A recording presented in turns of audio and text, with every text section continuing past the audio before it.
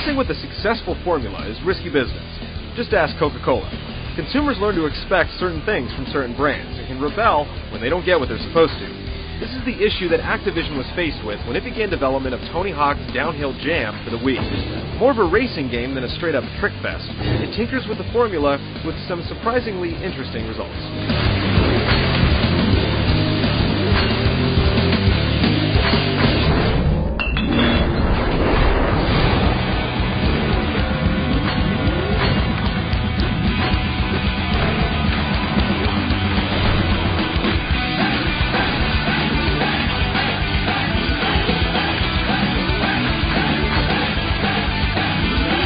Downhill Jam really only has one lone single-player option, the aptly titled Downhill Jam.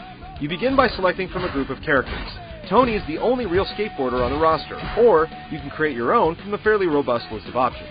From here, you jump on a jam tour in hopes of becoming the downhill champion and unlocking all the content the game has to offer in the form of boards, characters, and outfits.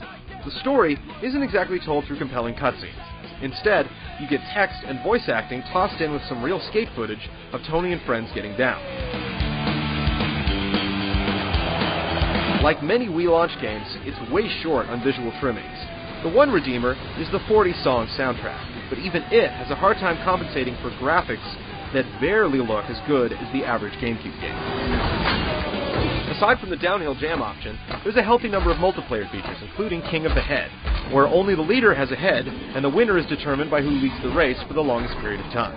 Indeed, Downhill Jam has been designed primarily as a multiplayer racing game like SSX versus a standalone, free-roaming skateboarding game. The multiplayer options are varied and fairly entertaining, though don't count on playing them online or having a LAN party anytime soon, as neither feature is an option.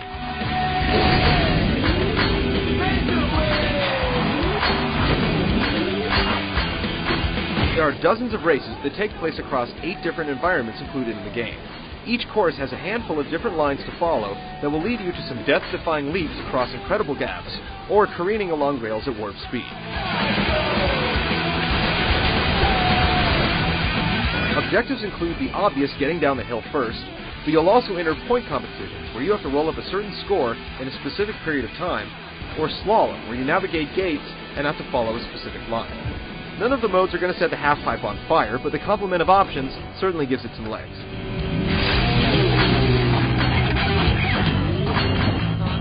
Tricks are a big part of any Tony Hawk game, and it's no different here, though things have certainly been simplified a little.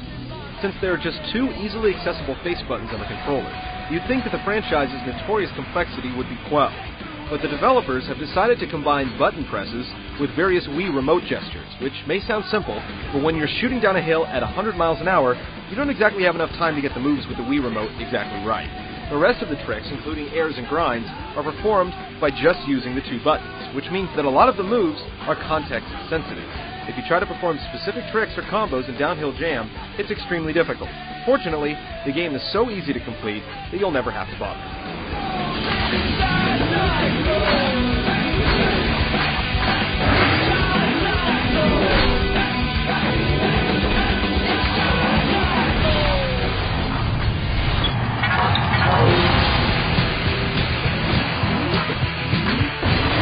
How does a game as fast as Downhill Jam perform with the Wii remote? And the answer is pretty darn good. You turn the remote on its side just like an NES controller and tip it from side to side to steer your rider down the hill. If you turn it too far to one side, you'll experience a dead zone, which can be an issue until you learn how to power slide around turns. Looking good while playing the game is almost too easy. You can mash on the buttons once you've locked onto a rail and reel off trick after trick without breaking a sweat, as the balance meter is far too generous.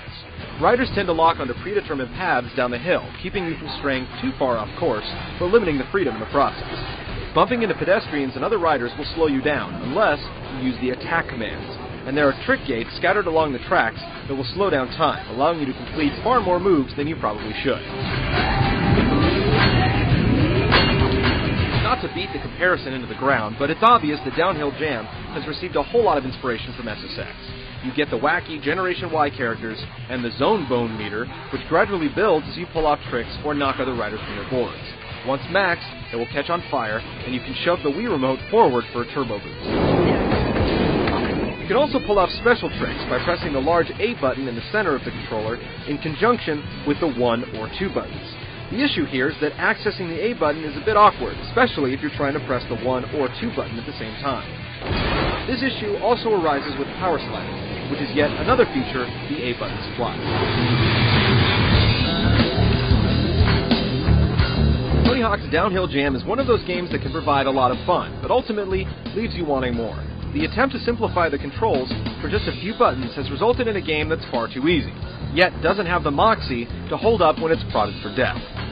The Wii controls don't work terribly, but at the same time, Downhill Jam would work just as well using an analog stick. It's a fairly blatant rip-off of the SSX series, but with a pedigree like that, there's no shame in creating an ambitious imitation. It's just too bad that Downhill Jam isn't one of them.